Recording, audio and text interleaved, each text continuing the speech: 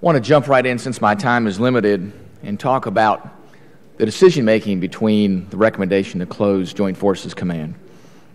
First of all, I think there is a tremendous lack of transparency there. It took us over 7 weeks to get a response back from the Secretary. Ranking Member Forbes, Ranking Member McKeon, and myself requested that, and when we got the letter back, it just restated the initial decision and had in there a justification as to why this didn't fall under BRAC.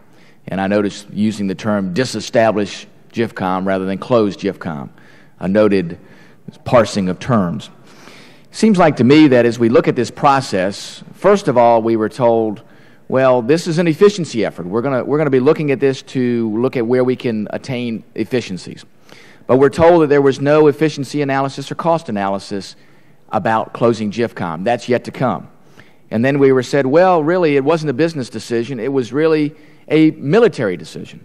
So when we ask, well, tell us the strategic analysis behind that, we're told, well, we're in the process of doing that. We have some operational documents out there that talk about how jointness is going to be continued, but strategically we haven't figured out who's going to do this job, how it's going to be done. So none of those details have been put together. And then we said, well, let us understand a little bit then about the process. And you said, well, we had over 30 meetings. And we said, well, it'd be nice to know what happened in those 30 meetings. It's amazing to me how 30 meetings can take place at the Pentagon. There isn't a single note, there isn't a single proceedings anywhere about those meetings that you can divulge to us. Boy, I'll tell you, I'd love to know a little bit more about how those meetings take place there and how you can have no proceedings there, nothing that we can get our hands on to understand what goes on there. So you can understand why we're a little bit frustrated by the lack of transparency, the lack of understanding about a decision of this magnitude. And as the chairman so rightfully pointed out, the effort that it went into providing a framework for jointness. And a decision of this magnitude, without the transparency, without this body understanding, and Secretary Lynn, you lectured us on the responsibilities of a leader.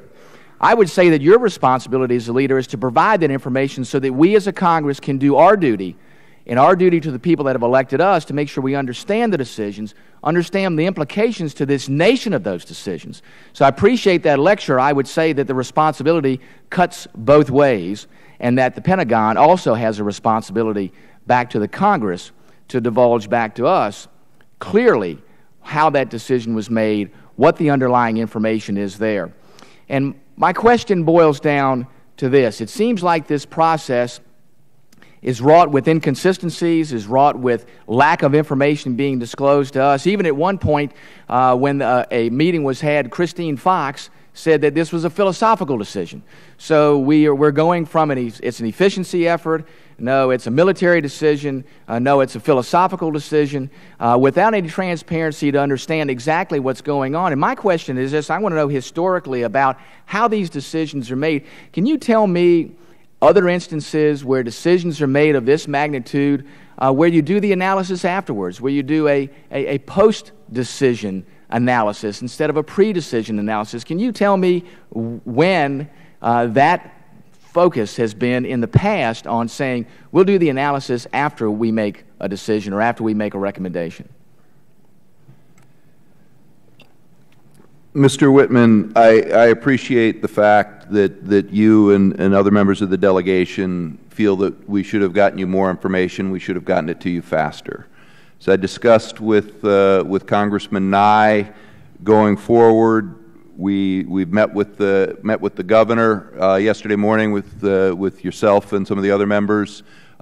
We will ensure, as I discussed, that the governor and those same members get the opportunity to meet directly with the Secretary.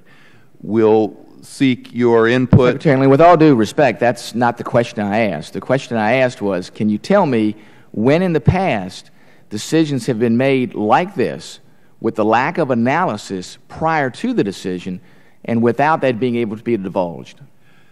I was addressing some of the preamble that you had before that, but let me jump to your question.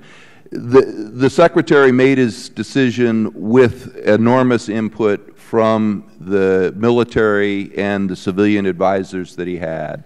As we've discussed, his reasoning here was on what is the military purpose for this command, and is it still valid today? The conclusion he came to, based on the advice he received, was no, the purpose had been served in some cases, could be accomplished by other organizations in other cases, and was duplicative in cases such as force provisioning, and the Joint Forces Command wasn't needed in that role. For those reasons, and he received a lot of input to that decision from his advisors in the meetings that you correctly summarized, he made his decision. As we've discussed with other members of the committee, once he's made that decision, the question then is how much of the $1 billion would be saved, and that's a decision by what would be retained and what would not. We are not going to eliminate every component of the Joint Forces Command, nor are we going to keep every component. We're going to go through a thorough analysis, which we will share with you, as I discussed with Congressman Nye, as to what needs to be kept and what needs to go. At the end of that process, we'll have the complete case that